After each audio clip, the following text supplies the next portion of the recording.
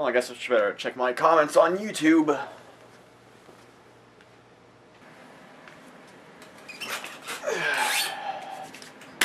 Alright, let's check these comments.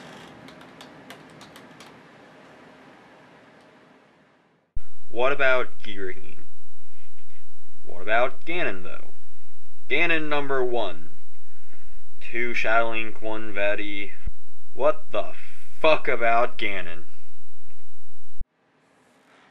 You know, it's funny. I say in the video that it was only going to be dungeon bosses, no final or mini bosses or anything like that. And this video clearly came out before Skyward Sword did. And some people just can't comprehend that.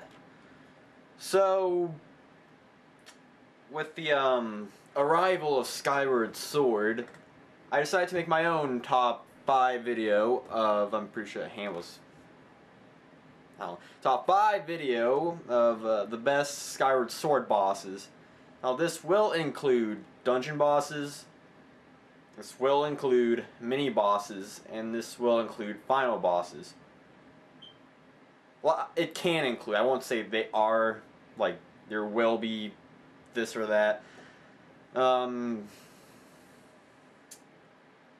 Let's get started.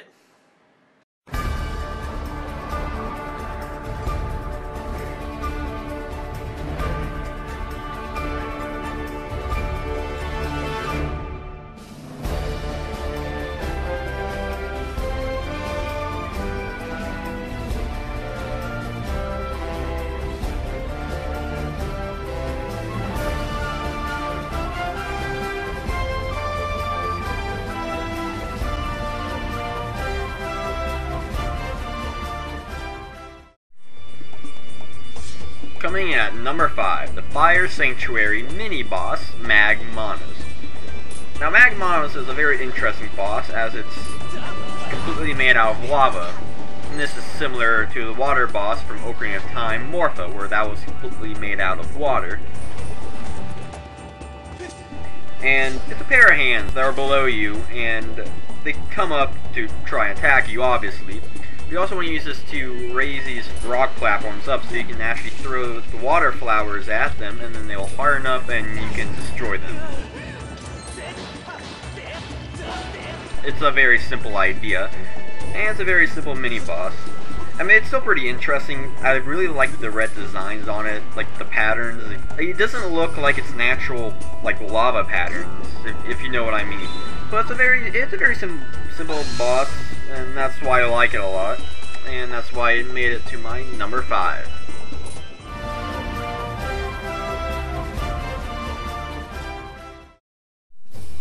Number 4, the Abyssal Leviathan, TENTALUS. Now the sand ship, I think most people can agree, it's an awesome dungeon. Everyone loves it. It's really cool design, really cool gimmick. On top of that, we have a really interesting boss, and I just have to say, it's about damn time we got in like a Kraken boss. Now the closest thing we've gotten to this type of boss so far was the giant Octo in Wind Waker, and even that was an optional boss. So it's cool to have something like this. It starts off in like deep inside the ship, and you have to escape your way out because it's flooding.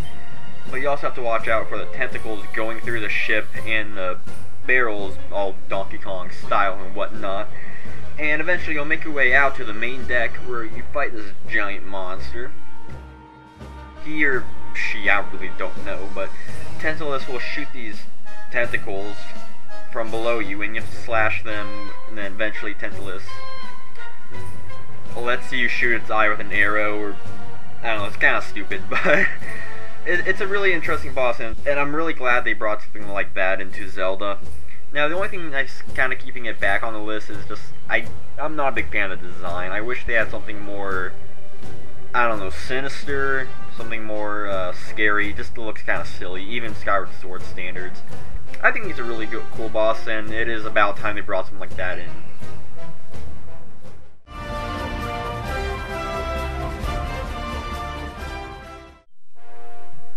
Yar, you better watch out for number 3, SCERVO. Now, SCERVO is a really interesting mini-boss from the sand ship. In fact, it's the only mini-boss from the sand ship, but that's besides the point. Looking at it, it's just a bony pirate. But if you stop and listen, you'll actually realize it's a mechanical robot pirate. Now, how cool is that? Just stop and think about that. A robot pirate. Now, the only thing that would make that cooler if it was another part ninja. Now, it can't be a ninja because it's a Zelda, and only a Zelda ninja there can be a sheik, but I digress. Now, this boss is really cool because it's not only, of its appearance, it also has 2 weapons for a hand, and you fight on a plank. It's a really cool battle. You fight it on a, like I said before, a plank, so it's very narrow and thin, so it really feels like a 2-sided duel. It's really simple again, mini-boss simplicity. You just have to hit it to the end of it, and eventually the border from your side gets closer and closer, so the field gets smaller, and you keep hitting it, and eventually you'll fall off and die.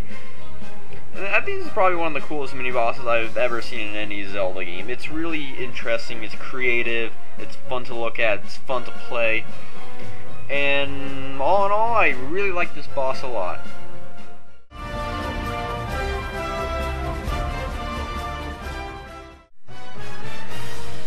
Now, once GHIRAHIM revived this ancient automation machine, KOLOKTOS became a very dangerous opponent for Link.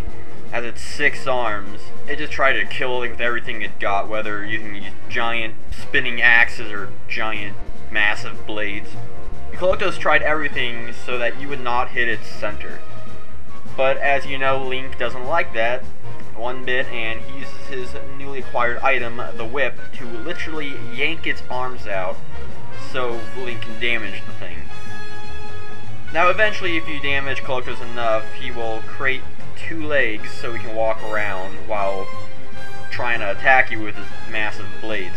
And so basically Link has to use his whip once again to yank the arms out, but this time Link has to grab the giant blades and cut down KOLOKTOS' feet so he can attack its center and eventually kill KOLOKTOS.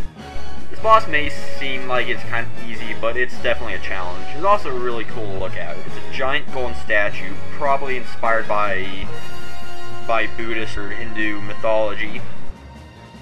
It's a really awesome boss. It's not too hard, but it's not too easy either. It looks awesome. It has epic music. The fight's epic. You actually get to use your item against it. It's just really awesome. That's all I can say about it.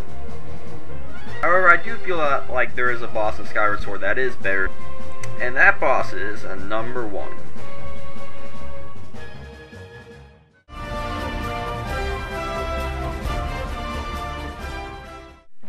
Number 1, GHIRAHIM. Not the first battle, not the second battle, but the final battle in Hylia's realm. Now, it doesn't even just start there. Like, the whole segment is awesome. You start off at the top of the valley and to go all the way down, fighting hordes of demons and all that stuff. It's probably the most epic moment in any Zelda game. And eventually, when you get down there, you'll fight the demon lord himself.